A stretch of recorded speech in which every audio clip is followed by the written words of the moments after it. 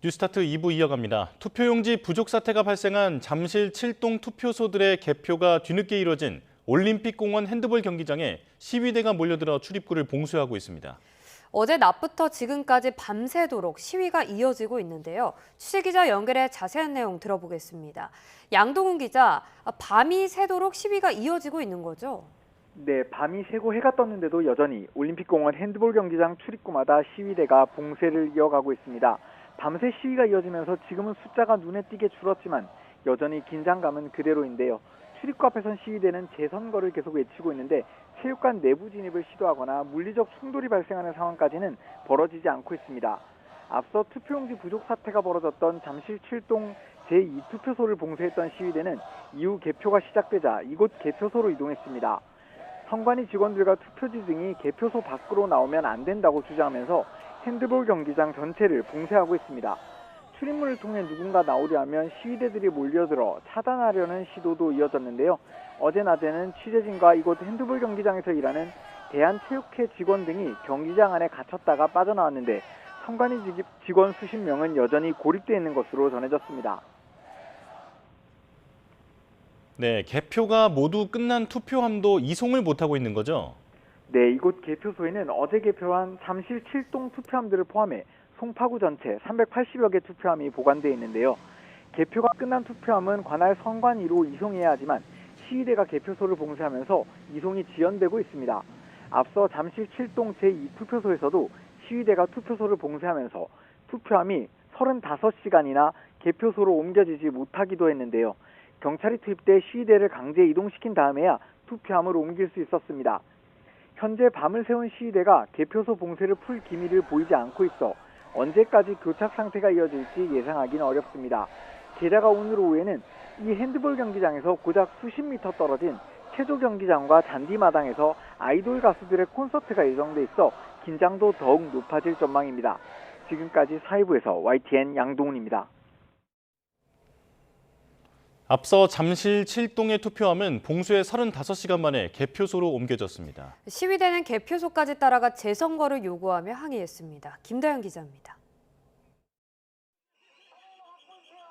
경찰 경호 속에 투표함 2개가 차례로 빠져나옵니다. 서울 송파구 잠실 7동 제2투표소 앞을 시위대가 막아선 지 35시간 만입니다. 시위 참가자들은 정문 앞에 플라스틱 의자를 깔고 앉아 진입을 막았고 아예 후문 앞까지 드러누워 출입을 저지했지만 경찰의 해산 요청에 결국 통로를 내줬습니다.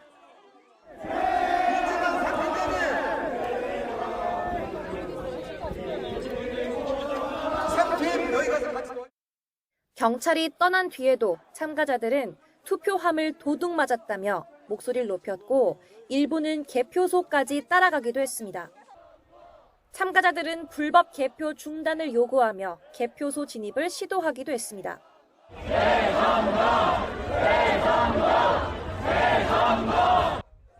앞서 지난 3일 지방선거 당일 서울 송파와 강남, 광진 등 일부 투표소에서 투표 용지가 빨리 소진돼 대기가 길어지는 등 혼란이 빚어졌습니다.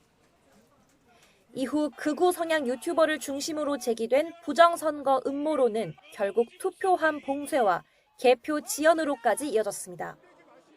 투표함 반출과 함께 봉쇄 사태가 일단락된 가운데 경찰은 시위 과정에서 불법 행위가 있었는지도 수사할 방침입니다. YTN 김다현입니다. 초유의 투표용지 부족 사태가 어쩌다 벌어졌는지 전말이 속속 드러나고 있습니다. 지방선거 당일 오후부터 현장에서는 투표용지를 더 달라는 다급한 요청이 이어졌는데요. 하지만 선관위의 신속한 대처는 없었고 투표 중단과 시간 연장이라는 초유의 사태로 이어졌습니다. 이현정 기자입니다. 6.3 지방선거 당일 서울 송파구 지역 공무원 150여 명이 모인 단체 대화방입니다. 오후 2시쯤부터 투표지가 수십 장밖에 남지 않았다는 메시지가 올라오더니 4시를 넘기자 추가분을 요청하는 다급한 문의가 빗발칩니다. 급기야 부정선거 의심 민원으로 고충이 심각하다. 경찰을 불러도 되냐는 아우성까지 터져나옵니다. 이렇게 투표소에서 비상 상황이 벌어진 이유는 뭘까? 선관위는 사전 투표율 등을 고려해 선거인 수의 50% 정도 수준으로 투표지를 준비했다고 밝혔는데 송파구 본투표율이 42.4%였던 걸 볼 때 용지는 모자라기는커녕 남았어야 합니다. 실제로 투표지 4만 장이 남았던 걸로 파악되는데 선관위는 투표소마다 투표자 수의 편차가 컸던 걸 이유로 들었습니다. 투표소마다 선거일 투표자 수의 편차가 있어서 일부 투표소에서 투표용지가 부족했던 것으로 이에 대해 유권자가 특정 투표소나 특정 시간대에 몰릴 가능성을 충분히 따져보지 않고 기계적으로 나눠준 것 아니냐는 비판이 나옵니다. 여기에 용지 부족이 눈앞에 닥친 상황에서 사후 대처마저 제대로 이루어지지 않아 화를 키웠다는 지적도 나옵니다. 만약 신속하게 추가 투표용지를 배분하는 등 조치에 나섰다면 투표 중단과 시간 연장은 막을 수 있었을 거라는 설명입니다. 결국 선관위의 안일한 수요 예측에 위기관리 능력 부재가 더해진 총체적 부실이란 비판을 피하기 어려워 보입니다. YTN 이현정입니다. 중앙선거관리위원회는 투표용지 부족은 사전투표율 증가에 따라 투표용지를 적게 인쇄했기 때문이라며 실제 투표용지가 부족했던 투표소는 모두 50곳이었다고 설명했습니다. 윤재수 선관위 선거정책실장은 어제 경기 과천 선관위 브리핑에서 관내 투표소별 선거인 수와 사전투표 결과, 선거일 투표 진행 상황 등을 고려하지 못해 투표용지 부족 상황이 발생했다고 사과했습니다. 그러면서 지금까지 투표용지가 부족해 추가로 보낸 투표소는 전국적으로 67곳으로 파악됐다며 이 가운데 실제로 투표용지가 부족했던 투표소는 서울 송파구 14곳을 포함한 50곳이었다고 밝혔습니다. 노태학 중앙선거관리위원장이 사상 초유의 투표용지 부족 사태에 책임을 지고 사퇴했습니다. 선관위는 다음 주 중으로 외부 진상규명위원회를 구성해 사태의 원인을 규명하기로 했습니다. 김철희 기자입니다. 투표용지 부족 사태가 일어나고도 꼬박 이틀 동안 침묵을 지켰던 노태학 중앙선거관리위원장. 떠밀리듯 열린 대국민 사과회견에서 모든 사태에 대한 책임을 통감한다며 허철훈 사무총장과 동반 사퇴를 선언했습니다. 중앙선거관리위원장직에서 물러나겠습니다. 다시 한번 머리 숙여 사죄의 말씀을 드립니다. 노 위원장은 선거 관리에 대한 국민의 신뢰를 훼손했고 선거 과정에 대한 불신으로까지 이어졌다며 참담함과 함께 무한한 책임감을 느낀다고 고개를 숙였습니다. 그러면서 국회 차원의 국정조사 등 모든 절차에 성실하게 임하고 책임져야 할 일이 생긴다면 결코 회피하지 않겠다고 강조했습니다. 선관위는 오는 10일쯤 외부 전문가로 구성된 진상규명위원회를 꾸려 최소 열흘 동안 사태의 원인을 파악한 뒤 재발 방지책까지 마련한다는 계획입니다. 학계나 언론, 법조계, 또 시민단체 여기에 적임자를 추천 의뢰해서 그렇게 운영할 예정이고 노 위원장 사의 표명 직후 청와대도 즉각 입장을 밝혔습니다. 사의 표명을 무겁게 받아들인다면서도 선관위가 국민 우려에 대해 납득할 수 있는 충분한 소명과 엄정한 후속 조치를 해야 마땅할 거라고 강조했습니다. 한편 투표용지 부족 사태 여파로 개표소 이송이 늦어진 잠실 7동 제2투표소 투표함은 무려 46시간 만에 개표가 마무리됐습니다. 이에 따라 선관위는 49.22%를 득표한 국민의힘 오세훈 후보가 민주당 정원호 후보를 꺾고 서울시장으로 최종 당선됐다고 확정했습니다. YTN 김철입니다. 투표용지 부족에 따른 봉쇄 사태로 미뤄졌던 서울 송파구 투표소의 개표가 모두 완료되면서 더불어민주당 몫으로 예상됐던 서울시의회 비례대표 의석 한석이 국민의힘에 돌아갔습니다. 어제 오후 중앙선거관리위원회가 송파구 잠실 7동 제2투표소에서 이송된 투표함을 포함해 모든 개표를 마무리한 결과 서울시의회 정당별 비례대표 총 득표는 민주당 228만 7,569표, 국민의힘 229만 5,093표를 기록했습니다. 이에 따라 애초 당선권으로 분류됐던 민주당 비례대표 8번 한기성 후보는 낙선하고 국민의힘 비례대표 8번 미성찬 후보가 막판에 당선증을 거머쥐었습니다. 이번 투표용지 부족 사태와 관련해 국회 국정조사 논의가 급물살을 타고 있습니다. 국민의힘 장동혁 대표가 종일 개표소와 선관위를 오가며 항의했고 민주당 진상규명 요구에도 화답했습니다. 권준수 기자가 보도합니다. 통상 일정 4글자로 지방선거 이후 두문불출, 자맹하던 국민의힘 장동혁 대표가 송파구 개표소에 나타났습니다. 잠실 제2투표소에 묶여있던 투표함이 대치를 뚫고 이동했다는 소식에 한걸음에 달려온 겁니다. 장 대표는 서울시 선관위에도 찾아가 투표함 이송 과정을 강하게 따져 물었습니다. 무엇이 급하길래 경찰이 군사작전하듯 쳐들어가서 과천 중앙선관위에도 달려가 무책임한 태도를 질타했습니다. 참관인 없이 이동한 투표함을 가지고 개표를 끝나면 그게 지금 어떻게 되냐고 묻지 않습니까?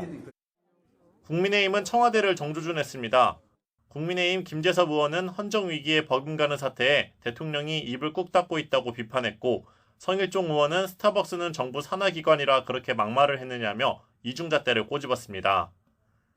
더불어민주당은 투표용지 부족 사태에 대한 국정조사를 추진하기로 했습니다.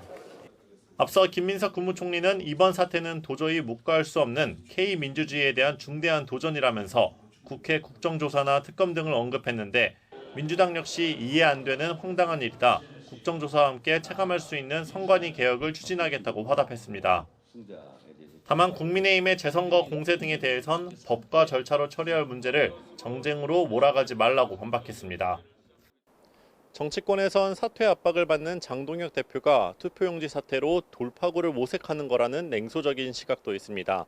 하지만 헌법기관 울타리 속에서 제대로 된 감사나 검증이 없었던 선관위를 바로 세울 때라는 지적도 커지고 있습니다. YTN 권준수입니다. 앞서 국민의힘에서 제명된 한동훈 전 대표가 이번엔 국회의원 배지를 달고 여의도에 돌아왔습니다. 첫 출근길 보수 재건을 외쳤는데 오는 9일 국민의힘 원내대표 선거와 맞물려 보수 야권이 빠르게 돌아가는 분위기입니다. 박희재 기자입니다.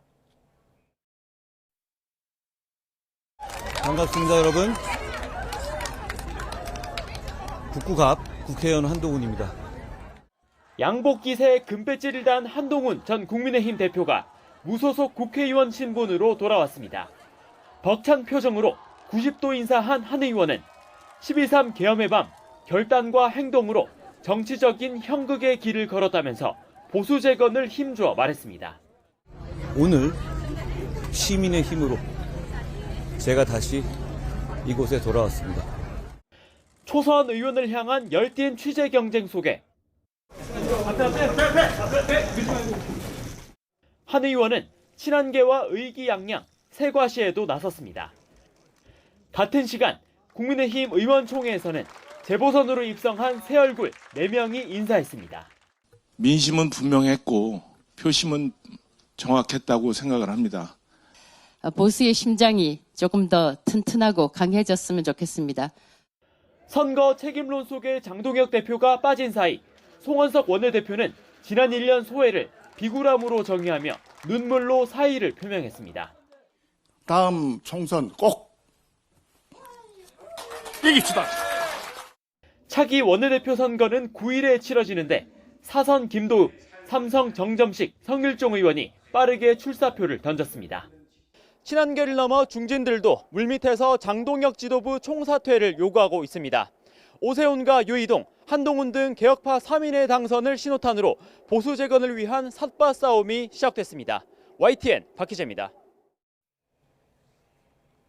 국민의힘 의원 모임 대안과 미래는 송원석 원내대표가 임기를 열흘 앞두고 사퇴하며 새 원내대표 선거 날짜가 오는 9일로 정해진 걸 두고 지도부가 과석 선거를 한다고 비판했습니다. 대안과 미래는 어제 입장문을 내고 당 지도부가 공론화 과정도 없이 금요일 오후 느닷없이 공고를 냈다며 의원들과 소통할 기회조차 차단한 채 선거를 치르려 한다고 주장했습니다. 이어 새로 선출될 원내 지도부는 지방선거 뒤 국민께 보여드릴 첫 번째 변화와 자성이 될 거라며 원내 지도부 공백 최소화도 필요하지만 가장 중요한 건 속도와 방향이라고 강조했습니다. 더불어민주당은 정청래 대표가 시스템으로 지방선거 결과를 평가하자며 백서 발간을 제안했습니다. 당 안팎에서 고개를 드는 지도부 책임론을 염두에 둔 결정이라는 해석이 나왔는데 친명계도 순순히 물러날 생각은 없어 보입니다. 강민경 기자가 정리했습니다. 이겼지만 졌다는 싸늘한 평가를 의식한 듯 정청래 대표는 잔뜩 굳은 표정으로 선거 뒤 처음 열린 의원총회에 참석했습니다. 161명 의원 앞에선 정 대표는 대승이라는 전날 총평을 반복하는 대신 지방선거 백서를 발간하자고 제안했습니다. 당 안팎의 평가가 엇갈리니 외부 인사를 포함한 공동평가위원회를 구성해 객관적으로 잘잘못을 따져보자는 겁니다. 이번 6.3 지방선거, 국회의원 재보궐선거에 대한 평가는 개인 차원에서 할 수도 있지만 시스템으로 하는 것이 맞겠다. 당 차원의 반성부터 하자는 거지만 친명계를 중심으로 확산하는 정청래 책임론을 가라앉히기엔 역부족이었습니다. 서울 탈환 실패의 값부터 치러야 하지 않겠느냐는 겁니다. 마지막은 지도부가 짊어져야 될 수밖에 없다. 그게 지도부 아닌가요? 일찌감치 정청래 지도부를 공개 비판한 송영길 의원도 육선 등원 첫날부터 의미심장한 말을 남겼습니다. 누구의 책임을 묻기 전에 객관적으로 이 상황들을 잘 장단점을 파악을 하고 분석을 해야 이 반면 교사가 돼서. 정청래 대표가 지방선거를 대표 연임 준비의 포석으로 활용해 사실상 패인을 제공했다는 친명계의 냉담한 평가도 이어지고 있습니다. 반면 친청계는 지역 패배의 원인을 왜 당대표에게서 찾느냐며 반발하는 모양새라 양측의 거리는 더욱 벌어지는 모습입니다. 친명과 친청계의 책임론 핑퐁은 두 달여 앞으로 다가온 전당대회와 맞물려 있다는 해석이 지배적입니다. 다음 총선 공천권이 걸린 당권 경쟁에 서막이 올랐다는 건데 개파 간 알력 싸움에 집중하다가 정작 선거로 표출된 민심 분석의 기회를 놓칠 수 있다는 우려 역시 일각에서 나옵니다. YTN 강민경입니다. 이번 서울시장 선거에서는 부동산 정책에 민감한 강남 3구와 한강벨트 지역에서 승기를 잡은 오세훈 당선인이 승리했다는 분석이 나옵니다. 정부에선 다음 달 보유세 강화 방안 등 부동산 세제 개편에 나설 것으로 보이는데 이번 선거에서 드러난 부동산 민심에 어떻게 반응할지 관심입니다. 정현우 기자의 보도입니다. 출구조사 발표 직후 착잡했던 오세훈 캠프의 분위기는 투표용지 부족 논란으로 늦게 개표가 시작된 송파구의 표심과 함께 뒤집혔습니다.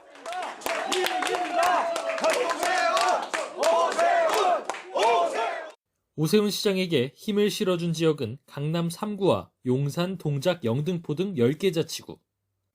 재개발, 재건축 추진이 활발한 지역이 대부분으로 규제 완화와 신속한 사업 추진, 일관적인 정책에 대한 기대감이 표심을 움직인 것으로 풀이됩니다.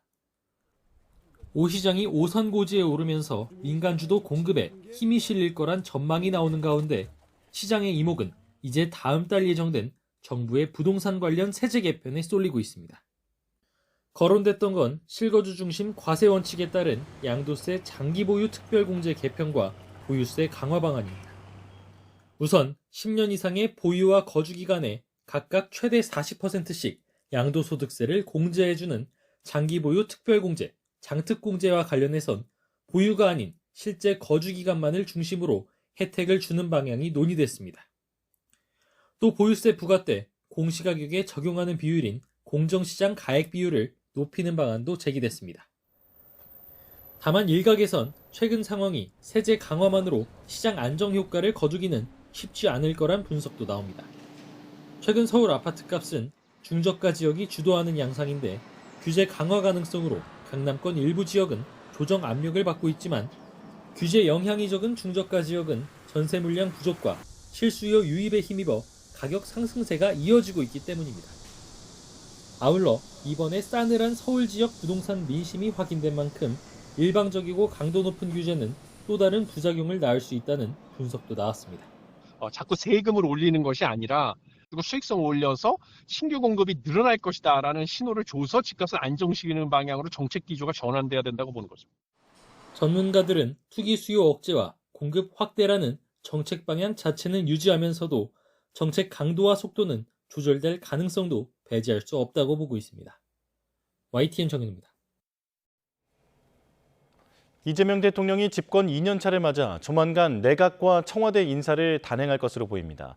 민주당 당권에 도전할 것으로 보이는 김민석 총리의 후임 지명부터 한 달 넘게 비어있는 AI 미래기획수석 물색까지 인선에 관심이 쏠립니다. 정인용 기자입니다. 이재명 대통령 취임국 1년 만에 치러지는 지방선거는 여당의 승리로 돌아갔습니다. 광역단체장 5대 12에서 12대 4로 구도가 바뀐 배경 가운데 하나로 이 대통령의 높은 지지율이 꼽힙니다. 이 대통령은 탄탄한 지방 권력을 토대로 집권 2년차를 맞아 본격 성과 내기에 나설 전망입니다. 지방선거에 담긴 우리 국민들의 뜻을 겸허하게 받들어 소속 정당 여부와 관계없이 새로 선출된 지방정부와 적극적으로 협력하겠습니다. 우선 이를 위해 내각 쇄신 작업에 착수할 계획입니다. 김민석 총리가 더불어민주당 차기 당권 경쟁에 뛰어들면서 공석이 될 총리 인선에 관심이 모아집니다. 전략경제협력 특사를 맡아 역할을 인정받으며 대통령을 가까이서 보좌해온 강훈식 비서실장이 유력 후보로 거론되고 있습니다. 친 이재명계 좌장으로 40년 지기인 정성호 법무부 장관도 물망에 올랐지만 정 장관이 1% 가능성도 없다고 선을 그으면서 강 실장 차출설에 무게가 실립니다. 새로운 총리 지명과 더불어 국토교통부와 문화체육관광부, 외교부 등 일부 부처 장관 교체설도 청와대 안팎에서 제기됩니다. 청와대 참모진 변화 역시 관심사로 떠오르고 있습니다. 강 실장이 총리직에 낙점되면 2기 청와대 조직을 이끌어갈 후임 비서실장 발탁부터 이뤄져야 하기 때문입니다. 이재명 정부의 핵심 비전인 AI 3대 강국 실현에 속도를 내기 위해 한 달 넘게 비어있는 AI 미래기획수석 자리를 채우는 것도 선결 과제 중 하나입니다. 인공지능 혁명과 에너지 전환을 가속할 물적 제도적 기반을 튼튼하게 만들고 첨단 산업 육성에도 박차를 가해서 글로벌 초격차 경제 강국의 문도 활짝 열어가야겠습니다. 민정수석과 홍보소통수석 등 이 대통령 취임 초부터 1년간 함께 달려온 일부 참모진 교체론도 고개를 들고 있습니다. 이 대통령은 오는 8일 취임 1주년 기자회견을 통해 국정운영 구상을 소개할 예정인데 개각이나 참모진 개편의 구체적인 방향성을 공개할지도 주목됩니다. YTN 정인용입니다. 6.25 전쟁 중 목숨을 잃은 국군과 미군 전사자의 유해를 고국으로 돌려보내는 유해 봉환식이 국내에서 처음 열렸습니다. 이재명 대통령은 이번 유해 봉환이 한미 동맹을 더욱 굳건하게 만드는 이정표라며 헌신을 잊지 않겠다고 강조했습니다. 홍민기 기자입니다. 태극기와 성조기로 감싼 유해 상자가 천천히 기념식장으로 들어옵니다. 지난 1950년 6.25 전쟁 당시 전사한 국군 용사 10명과 미군 용사 3명의 유해를 각자의 고국으로 돌려보내는 상호 봉환식이 열린 겁니다.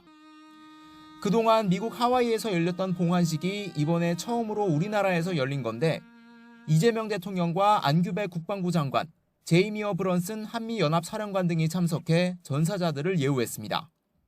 전사자에 대하여 경례. 이재명 대통령은 추모사에서 조국을 지킨 영웅을 끝까지 예우하는 것은 국가가 마땅히 해야 할 도리라고 밝혔습니다. 특히 동맹국 용사까지 고국으로 돌려보내는 노력은 한미동맹의 가장 뜨거운 증거라고 강조했습니다. 오늘의 봉환은 참전 용사들의 피와 헌신 위에 세워진 한미동맹을 더욱 깊고 굳건하게 만드는 뜻깊은 이정표이기도 합니다. 브런슨 사령관 역시 영웅 13명의 귀환은 동맹 사이에 깨지지 않는 약속을 상징한다며 한국의 감사의 뜻을 표했습니다. To the Republic of Korea, thank you for your sacred devotion. More than 7 decades have passed, yet Korea has never forgotten. 이름도 밝혀지지 않은 무명의 영웅들에게 이 대통령은 무명 군번줄과 아리랑 스카프를 수여하며 신원을 반드시 확인하겠다고 밝혔습니다.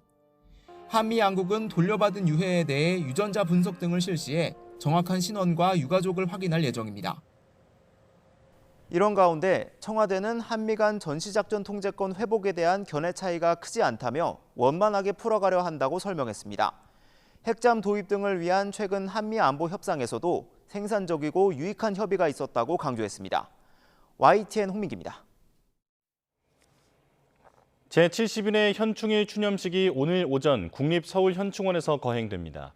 기억하고 기록하고 책임을 다하겠습니다라는 주제로 거행되는 올해 추념식엔 국가유공자와 유족 등 3천여 명이 초청됐고 초청장이 없어도 국민 누구나 참석할 수 있습니다. 오전 10시 정각엔 전국의 1분간 순국 선열과 호국 영령을 추모하기 위한 사이렌이 울릴 예정입니다. 이번 추념식엔 지난해 9월 인천 영흥도 갯벌에서 고립된 노인을 구조하다 순직한 해경 이재석 경사 유족과 가평 육군 헬기 추락사고 순직자 유가족, 6.25 전사자 유가족 등이 특별 초청됐습니다. 시진핑 중국 국가주석이 올해 첫 출국 외교 일정으로 오는 8일과 9일 이틀 동안 평양에 갑니다. 북미 핵담판이 불발됐던 2019년 이후 7년 만인데요. 김정은 위원장과 무엇을 논의하게 될까요? 베이징에서 강정규 특파원입니다. 북한과 중국이 시진핑 주석의 평양 국빈 방문 일정을 동시에 발표했습니다. 중국은 공산당 대외연락부 발로 전해 이념의 뿌리가 같은 당대당 교류라는 점을 내세웠습니다. 应国务委员长金正恩邀请，中华人民共和国主席习近平将于6月8号至9号对朝鲜民主主义人民共和国进行国事访问。 시 주석의 이번 방북은 북미 핵 담판이 불발됐던 2019년 이후 7년 만이자 올해 첫 출국 외교입니다. 오는 7월 11일 북중 상호 원조 조약 체결 65주년이란 상징성에 무게를 둔 거로 보입니다. 신냉전 기류 속에 유사시 자동 군사 개입 조항을 되새기면서 혈맹 관계를 다지는 게 우선입니다. 작년 9월 중국의 승전 80주년 열병식 때 김정은 위원장이 깜짝 참석한 데 대한 답방 성격도 띱니다. 북한도 평양 김일성 광장에서 국빈 환영식을 준비하는 동향이 여러 경로로 포착됐습니다. 앞서 미국, 러시아 정상의 방중 직후인 만큼 북핵 문제나 북미 대화 재개 관련 논의도 관심입니다. 双方将以此访为契机，推动中朝关系与时俱进，为地区乃至世界的和平稳定和发展繁荣做出更大的贡献。 중국 입장에선 일본의 재무장을 견제하고 두만강을 통한 동해 진출을 타진하는 게 중요합니다. 특히 출애권 문제는 중동 전쟁 여파 속에 대체 백길인 북극 항로 활성화와도 연결됩니다.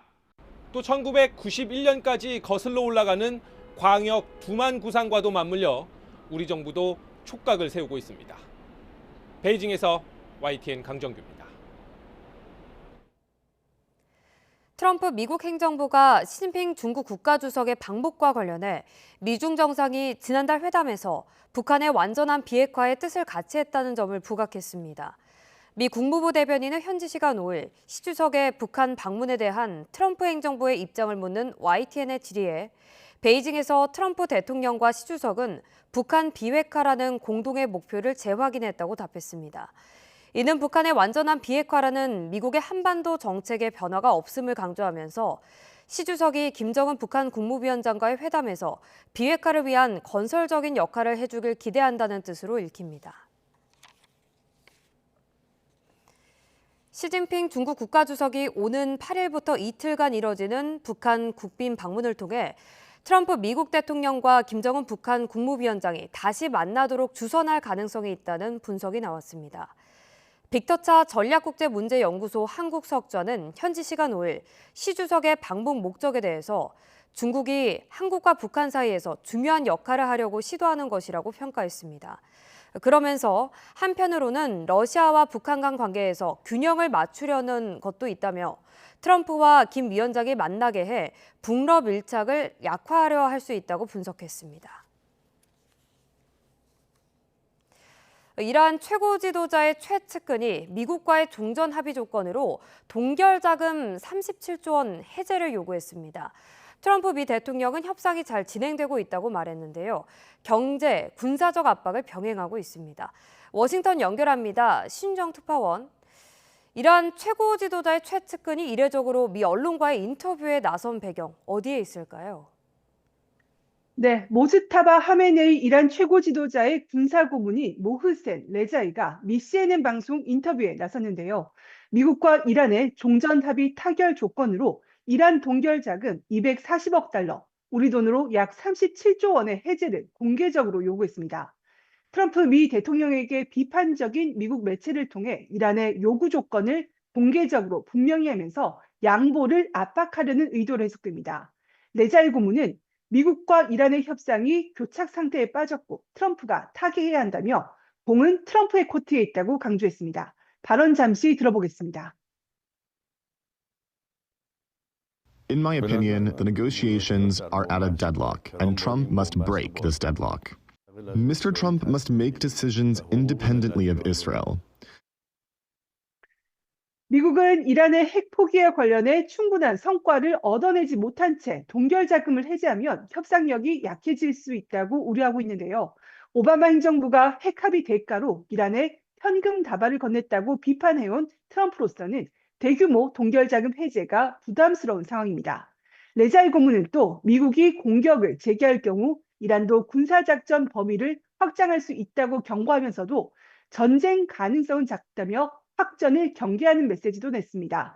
레자이 고문은 트럼프 대통령과 하메네이의 만남에 대해서는 그런 일은 없을 거라고 일축했고 호르무즈 해협 주권은 이란과 오만에 있고 양국이 해협을 공동으로 관리할 거라고 밝혔습니다. 네, 트럼프 대통령은 이란과 협상이 잘 진행되고 있다고 거듭 밝혔다고요?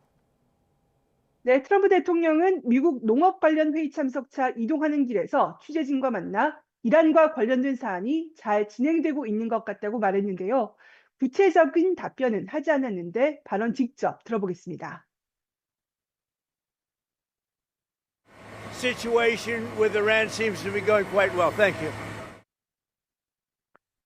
물밑 협상과 함께 압박도 이어가고 있습니다. 미국 재무부는 수억 달러 상당의 이란산 액화 석유가스를 오만산으로 속여 판매한 이른바 그림자 네트워크를 제재했다고 밝혔습니다. 스콧 베센트 미 재무장관은 경제적 분노 작전을 통해 이란의 그림자 선단 등을 계속 잘라낼 거라고 말했습니다. 미군은 인도양에서 이란 원유 거래 혐의로 미 제재 대상에 올라 있는 대형 유조선을 차단했습니다. 미군 인도태평양 사령부는 제재 대상인 무국적 선박 MT 다비나호를 해상에서 차단했다면서 이란에 물질적 지원을 제공하는 선박은 어디서든 차단할 거라고 강조했습니다. 로이터 통신에 따르면 해당 선박은 최대 200만 배럴의 원유를 운송할 수 있는 초대형 유조선으로 원유로 거의 가득 찬 상태로 알려졌습니다. 이런 가운데 미국의 대이란 협상팀 핵심 인사들이 최고 수준의 핵 전문가들이 집결한 미 테네시주의 오크리지 국립연구소를 방문했다고 미 온라인 매체 악시오스가 전했는데요. 종전 양해각서 체결 이후 진행될 이란과의 핵 협상에 대비하는 차원으로 보여서 MOU 체결이 임박한 게 아니냐는 전망도 나오고 있습니다. 지금까지 워싱턴에서 YTN 신윤정입니다. 이란 해군이 미국 구축함에 미사일과 드론으로 경고 사격을 했다고 이란 매체들이 전했지만 미군은 사실이 아니라고 반박했습니다. 이란 강경 성향 매체 파르스 통신은 이란 해군의 가디르 미사일과 신형 공격용 드론 마르티드 다나이의 경고 사격 직후 침범 구역에 있던 미 구축함 USS 트럭스턴, USS 메이슨이 오만해를 벗어나 인도양으로 퇴각했다고 보도했습니다. 하지만 미 중부사령부는 사실이 아니고 이란군은 미 해군 군함을 겨냥한 공격이나 발포를 하지 않았으며 그렇게 하는 건 중대한 휴전 위반이 될 것이라고 경고했습니다. 미국의 중재로 간신히 마련된 이스라엘과 레바논의 휴전 합의가 시작부터 거센 암초에 부딪혔습니다. 헤즈볼라가 거부하자 이스라엘은 내각 표결을 미뤘습니다. 이런 가운데 레바논 대통령은 이란이 자신들을 협상 카드로 쓰고 있다며 이란 정권을 향해 전례 없는 직격탄을 날렸습니다. 한상욱 기자입니다. 미국의 중재로 타결 기대를 모았던 레바논 휴전안이 무산될 위기에 처했습니다. 베냐민 네타냐후 이스라엘 총리는 헤즈볼라가 휴전안을 거부하고 있어 현재로는 어떤 합의도 존재하지 않는다며 내각 표결 요구를 일축했습니다. 헤즈볼라가 합의안에 동의해야만 내각 승인 절차를 밟겠다는 전제 조건을 걸었습니다. 이번 휴전안은 레바논 남부 리타니 강 이남에서 헤즈볼라의 완전한 철수를 전제로 하고 있어 헤즈볼라 측은 항복을 의미하는 불공정한 요구라며 반발하고 있습니다. 정작 전쟁의 무대가 된 레바논 정부 내부에서는 헤즈볼라의 배후에 있는 이란 정권을 향한 분노가 터져나왔습니다. 조셉 아운 레바논 대통령은 CNN과의 인터뷰에서 이란의 이익을 위해 레바논 국민이 대가를 치르고 있다며 이란은 더는 레바논 문제에 개입하지 말라고 맹비난했습니다. They are using Lebanon as a bargaining chip in their negotiation with the United States. It's unacceptable. 아운 대통령은 이스라엘을 향해서도 영속적인 전쟁 종식을 촉구하며 대면 협상 가능성도 열어뒀습니다. 하지만 국가 내 국가로 군림하며 이란의 지원을 받는 헤즈볼라가 완강히 버티고 있어 외교적 해법을 찾으려는 레바논 정규정부의 절박한 노력은 결실을 보는 게 쉽지 않아 보입니다. 이런 가운데 이스라엘군은 레바논 남부 크파르 테브니트 등지에 헤즈볼라를 겨냥한 포격을 이어갔습니다. YTN 한상욱입니다.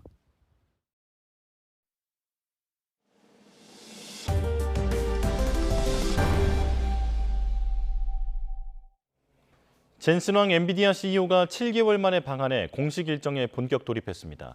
가장 먼저 찾은 PC방에서 페이커 이상혁 선수를 만나 게임 산업에 대한 애정을 아낌없이 드러냈고 대기업 총수들과 삼겹살을 먹으며 격이 없이 소통했습니다. 젠슨 황의 방한 첫날을 차유정 기자가 정리했습니다. 젠슨 황 엔비디아 CEO가 가볍게 손을 흔들며 김포공항 비즈니스 항공센터의 모습을 드러냅니다. 안녕하세요. 평소 즐겨 입는 가죽 자켓 대신 짙은색 자켓과 흰색 바지의 편안한 차림으로 나타난 황 CEO. 깜짝 선물이란 말로 한국 기업들과 투자 협력 발표를 시사하면서 시작부터 기대감을 한껏 높였습니다. I brought a lot of business for Korea. No, I have some surprises. 특유의 환한 미소를 장착한 황 CEO는 밀려드는 사인과 기념 촬영 요청에도 흔쾌히 응하는 모습이었습니다. 첫 행선지는 e스포츠 게임단 T1이 운영하는 PC방. e스포츠 팬들로 발 디딜 틈이 없는 자리에서 황 CEO는 프로게이머 페이커 이상혁 선수에게 직접 사인한 그래픽 카드를 선물했습니다. This is the only one in the world with my signature and Faker's. Look at this.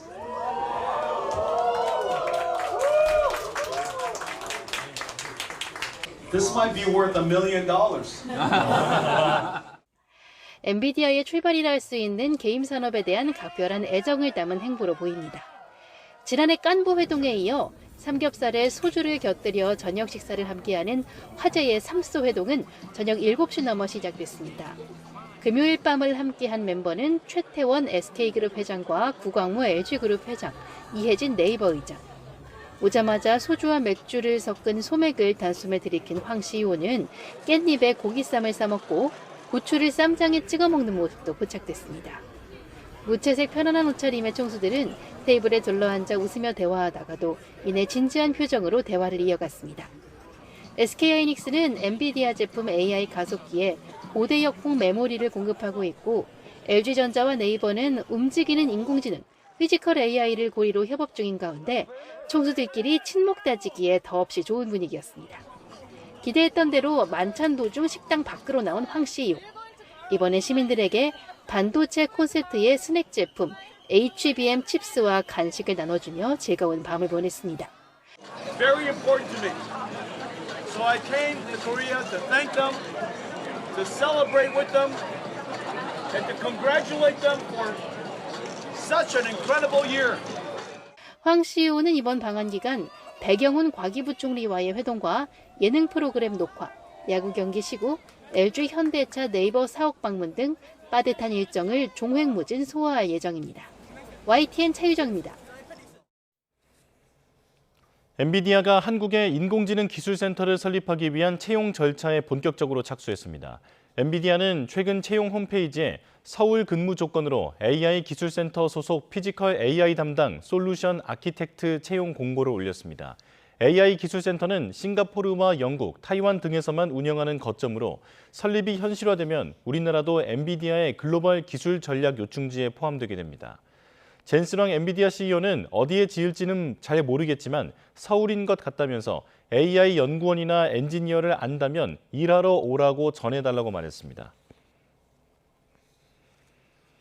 고유가의 항공 좌석까지 줄어들면서 최근 제주를 찾는 관광객 증가세가 눈에 띄게 주춤하고 있습니다.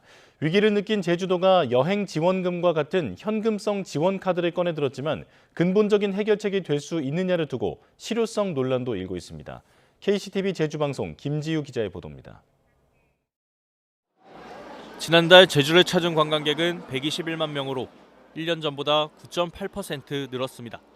겉으로는 회복세가 이어지는 모습이지만 속을 들여다보면 증가폭 둔화가 뚜렷합니다. 올해 월별 관광객 증가율을 보면 1월 14.1%에서 2월 19.6%까지 확대됐지만 3월을 기점으로 주춤하기 시작했습니다. 결국 지난달엔 처음으로 한 자릿수인 9%대까지 내려앉았습니다. 고유가 여파로 항공권 가격이 가파르게 오르며 여행 심리가 위축된 데다 대한항공과 아시아나항공 간 합병으로 제주 노선 공급 좌석 자체가 줄어든 영향으로 분석되고 있습니다. 위기감이 커지자 제주관광당국은 지난해 단체 여행객에 이어 이번엔 개별 관광객을 대상으로 여행지원금 카드를 꺼내들었습니다. 제주도와 제주관광공사는 이달부터 제주를 찾는 만 14세 이상 개별 관광객에게 체류 기간에 따라 최대 5만 원 상당의 지원금을 지급하기로 했습니다. 2박에서 4박은 2만 원, 5박 이상 머물면 5만 원을 공항 등에서 바로 지급하는 방식입니다. 고유가로 인해서 항공료가 올랐기 때문에 여행객이 제주를 찾는 비용이 증가함에 따라서 지역 소비 위축이나 소상공인들에 대한 위축이 연결될 것으로 우려돼서 탐나는 전 지급을 통해서 소상공인 보호하고 소비를 진작하기 위해서 마련이 됐다고 볼 수 있습니다. 이와 함께 제주 밖 거주 청년을 대상으로는 최대 45만 원의 제주살이 비용을 지원하는 사업도 진행되고 있습니다. 파격적인 조건에 신청 하루 만에 700명이 넘는 접수자가 몰리기도 했습니다. 그러나 적지 않은 예산이 투입되는 이 같은 현금성 지원을 두고 실효성 논란이 일고 있습니다. 일시적인 관광객 증가 효과는 있을지 몰라도 이미 다른 지자체에서도 인센티브 제도를 시행하고 있는 만큼 근본적인 해결책이 될 수 없다는 지적입니다. 관광업계의 시선도 곱지 않습니다. 탐나는전을 지급함으로써 지역 경제는 좀 더 활성화되고 도움이 될지 모르겠지만 댄지식으로 간다는 거죠. 우리 이거 말고 장기적으로는 어떤 거를 해서 그다음부터는 질적으로 좀 향상을 시켜야 된다라든지 이런 계획이나 청사진의 내용이 없어요. 일회성 현금 지원이 아닌 고물가 이미지 개선과 관광 인프라 확충 등 제주 관광의 체질 개선을 위한 중장기 대책에 과감히 투자해야 한다는 목소리가 힘을 얻고 있습니다. KCTV 뉴스 김지우입니다. 계절의 시계가 제자리를 되찾았지만 우리나라는 대기가 불안정해 당분간은 강한 소나기가 자주 내릴 걸로 보입니다. 먼 남해상에서는 태풍의 씨앗으로 불리는 열대요란이 일본 규슈를 향해서 북상 중인데요. 우리나라도 해상과 해안가에 너울성 파도가 높아질 걸로 보입니다. 정혜윤 기자의 보도입니다. 여름 시작부터 뜨겁게 달아오른 열기가 한풀 꺾였습니다. 6호 태풍 장미가 일본 동쪽 바다에서 온대 저기압으로 바뀐 뒤 우리나라 상공으로 찬 공기가 밀려오면서 기온이 제자리를 되찾은 겁니다. 당분간 우리나라는 선선한 공기가 머물며 평년과 비슷하거나 조금 낮은 기온 분포를 유지할 전망입니다. 기온 같은 경우도 이번 주말을 거쳐 다음 주까지도 우리나라는 대체적으로 이 남쪽에서 준동하는 바람의 형태보다는 북쪽에서 내려오는 대체적으로 선선하고 건조한 공기 영향을 받는 그러한 추세로 접어들게 됩니다. 하지만 안심할 수는 없습니다. 상층의 찬 공기와 낮 동안 달궈진 더운 공기가 만나 대기 불안정이 심해질 수 있기 때문입니다. 기상청은 당분간 내륙 곳곳에 돌풍과 벼락, 우박을 동반한 강한 소낙성 비구름이 자주 발달할 것으로 내다봤습니다. 지역마다 강수 편차가 크고 짧은 기간에 세찬 비가 쏟아지는 곳이 있을 수 있어 야외 활동을 할 때는 대비가 필요합니다. 먼 남해상에서는 태풍으로 발달할 수 있는 또 하나의 열대요란이 북상하고 있습니다.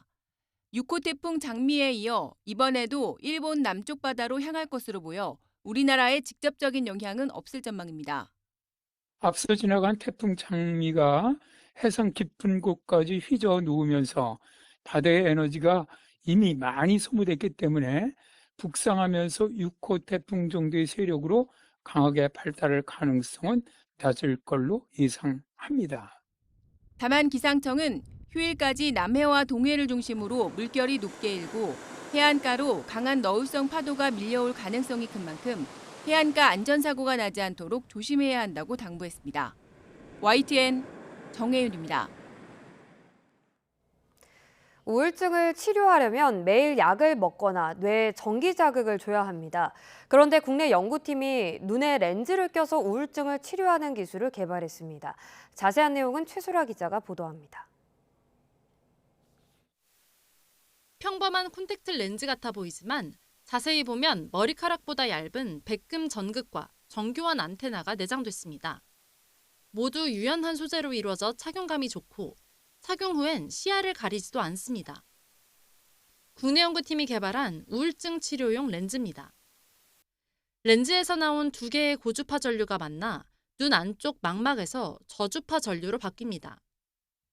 망막에 가해진 전기 신호가 시신경망을 타고 가 기존 우울증 치료 표적인 해마와 전전두엽을 자극하는 원리입니다. 전기신호 각각은 안구에는 안전하지만 망막에 초점이 맺히면서 여러 신호들이 합쳐지면서 망막 부위만 전기 자극을 하게 되고요. 통증은 야기하지 않는 것으로 생각을 하고는 있습니다. 우울증에 걸린 주에게 하루 30분씩 3주 동안 렌즈를 착용했더니 불안 증세가 사라지고 활동성이 회복됐습니다. 약해졌던 뇌신경망의 시냅스가 다시 강화됐고 뇌신경 성장인자는 늘고 염증 수치는 줄었습니다. 실제 우울증 약을 먹인 것에 버금가는 효과입니다.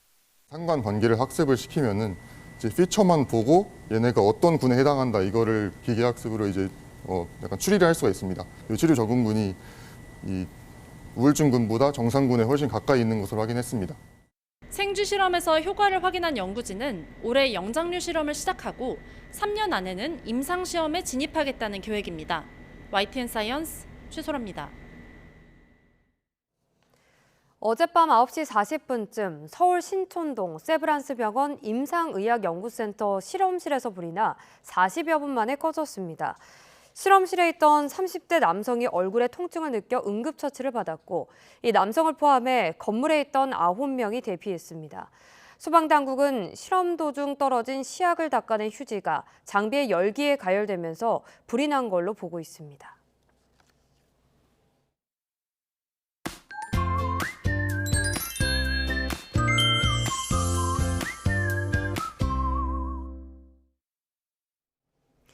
현충일이자 여름의 세 번째 절기 망종인 오늘은 날이 다시 더워집니다. 현재 서울 기온은 15.7도로 어제보다 그리고 예년보다 조금 낮아 선선하지만 낮에는 29도까지 오르면서 어제보다 4도나 높겠는데요. 기온이 크게 오르는 만큼 일교차도 크게 벌어지겠습니다. 오늘 전국 하늘은 대체로 맑겠지만 아침까지 중부지방에는 안개가 끼는 곳이 있겠고요. 동해안과 제주도 해안에는 너울성 파도가 높게 일겠습니다. 낮 동안에는 볕이 강하게 내리쬐면서 전국의 자외선 지수가 높게 지속겠고요. 오후부터는 대부분 지역의 오존 농도도 짙어지겠습니다. 현재 기온 살펴보면 서울은 15.7도, 대전 13.7도, 대구는 15.9도로 어제보다 1에서 많게는 7도가량 낮은데요. 낮 기온은 서울과 청주 29도, 전주는 30도까지 오르는 등 어제보다 2에서 4도가량 높겠습니다. 휴일인 내일은 하늘빛이 다소 흐리겠고요. 남부와 제주도에는 비가 내릴 전망입니다. 날씨였습니다.